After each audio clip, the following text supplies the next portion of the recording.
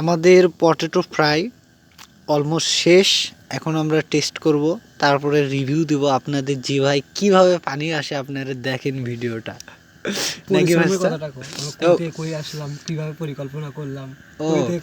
কিভাবে পরিকল্পনা করলাম সেটা যদি বলি তাহলে পুরো ক্রেডিটটাই হচ্ছে আমার ছোটো ভাই তুষারের। সেটা হচ্ছে এই ঠান্ডার মধ্যে প্রচণ্ড কুয়াশা, আপনারা কিভাবে দেখেই হয় অন্ধকারের মধ্যে তো দেখেন অতভাবে হচ্ছে না। উত্তরবঙ্গে আপনারা তো জানেনই কী রকম শীত, সেই জায়গায় কাঁপানো শীত, হ্যাঁ হাড় কাঁপানো শীত ঠিক। সেই জায়গায় আজকে আমরা প্ল্যান করলাম একটু পোর দেই, আমাদের গ্রামের ভাষায় পোর বলে। আর এমনি হচ্ছে আপনারা হয়তো বা অনেকে চিনবেন যে খড়কুটা বিভিন্ন জ্বালায়া আগুন তাপানোর জন্য আর কি।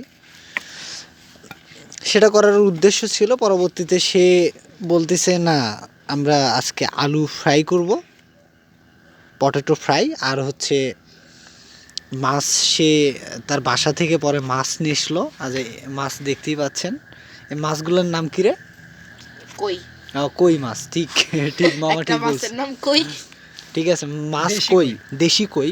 সেই দেশি কইটা সে নিয়ে এসছে। আমরা সেটা ওর মধ্যে ওর মধ্যে কি কি আছে? গুঁড়ামরিচ আছে, ওর মধ্যে বারবিকিউ মশলা আছে।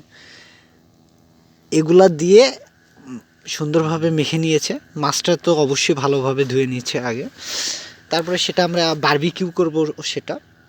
এরপরে পটেটো অলমোস্ট শেষ আমাদের, মানে পটেটো ফ্রাই করা শেষ। এরপরে আমরা ওটা কাজ ধরবো।